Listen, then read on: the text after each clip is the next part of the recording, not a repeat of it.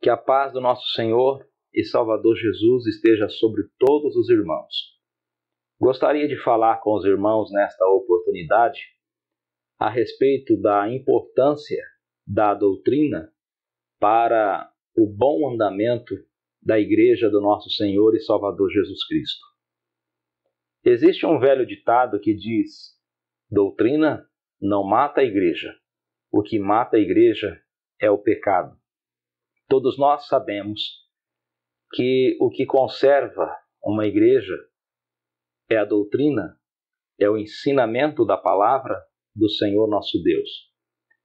Mas o que nos deixa incomodado, admirado, é que os cultos de ensinamento geralmente são aqueles cultos aonde tem a menor frequência, isto na maioria das comunidades, na maioria das igrejas. Geralmente o culto de domingo, que é o culto onde dá uma maior frequência, geralmente é destinado para a pregação avulsa, sem um propósito específico, um propósito definido e progressivo de ensino da palavra do Senhor Deus. O apóstolo Paulo, mais do que ninguém, demonstrou a sua preocupação com a doutrina de Cristo para a igreja. Quando ele escreveu a sua segunda carta a Timóteo, no capítulo 3, versículo 10, ele disse o seguinte: Tu, porém, tens seguido a minha doutrina, modo de viver, intenção, fé, longanimidade, amor e paciência. Observe que Paulo faz uma relação e ele faz uma ligação entre doutrina e modo de viver, doutrina e intenção, doutrina e fé, doutrina e longanimidade, doutrina e amor, doutrina e paciência. Por quê? Porque o que vai gerar todas estas qualidades na vida de uma pessoa é a doutrina, é o ensinamento do Evangelho, é o ensinamento da palavra do Senhor nosso Deus.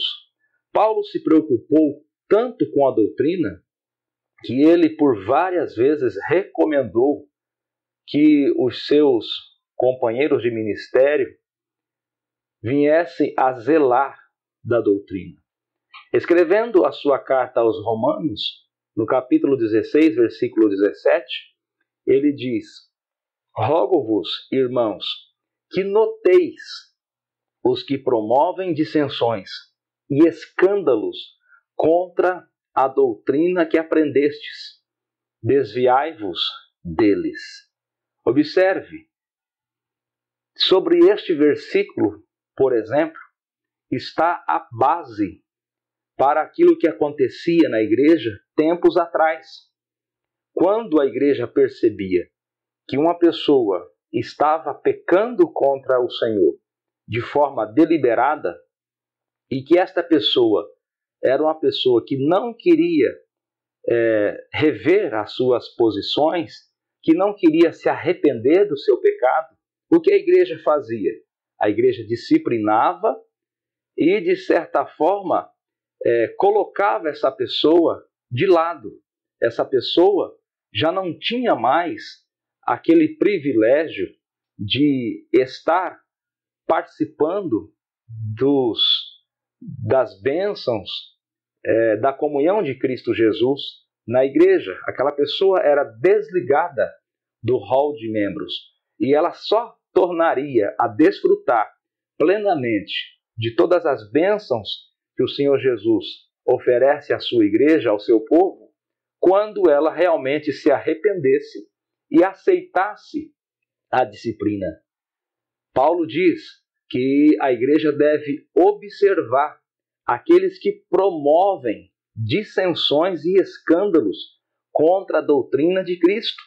Observe que tem pessoas que não só pecam contra a doutrina, mas ele promove o pecado. Ele promove uma rebelião na igreja, na comunidade, contra a doutrina de Cristo. E eu confesso para os irmãos que eu já vi isso acontecer.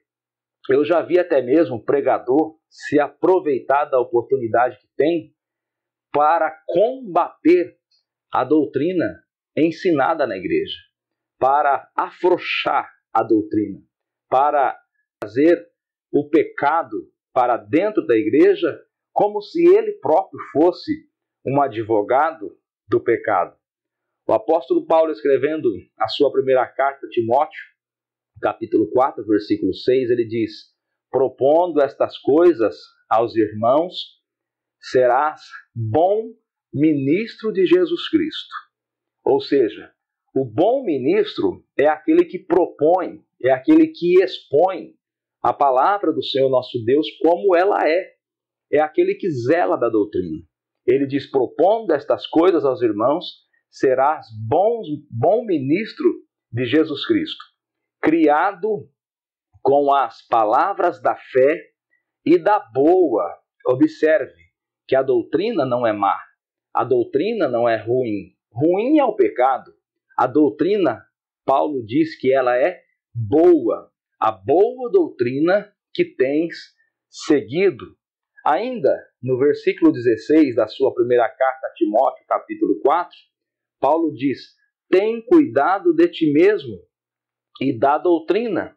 Persevera nestas coisas, porque fazendo isto, te salvarás tanto a ti mesmo, como aos que te ouvem. Louvado seja o Senhor nosso Deus, pela sua palavra, pela sua doutrina, pelo padrão de vida que Ele tem nos dado através dos ensinamentos da sua palavra. Eu quero encerrar esta meditação exaltando a doutrina, dizendo que a palavra de Deus é santa, é pura, é perfeita, é digna de toda aceitação, dizendo que nós nunca devemos nos comportar como aqueles que são advogados do pecado, mas que nós, ao pecarmos, porque somos pecadores, venhamos nos arrepender do nosso pecado, reconhecer o nosso pecado e venhamos a reconhecer a soberania, a perfeição, a santidade que existe na doutrina, na palavra do Senhor nosso Deus. E como obreiros dentro da obra do Senhor, que nós venhamos a fazer aquilo que Paulo ensinou, que nós venhamos a fazer aquilo que os apóstolos ensinaram, que nós venhamos a fazer aquilo que Jesus ensinou e que nós venhamos a fazer aquilo que Moisés ensinou. Moisés, em seu último cântico, no livro de Deuteronômio, capítulo 32, versículo 2, ele diz: gotege a minha doutrina como a chuva, destile a minha palavra como orvalho, como um chuvisco sobre a erva e como gotas de água sobre a relva. A doutrina é bênção para a igreja, assim como a chuva é bênção para o campo. A doutrina deve ser falada, ensinada constantemente para que a igreja venha crescer, venha frutificar, para que a igreja venha a ser abençoada pela palavra do Senhor nosso Deus.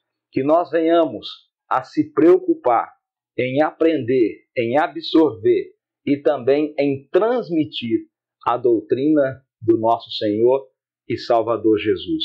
Deus abençoe a sua vida, em o nome de Jesus Cristo.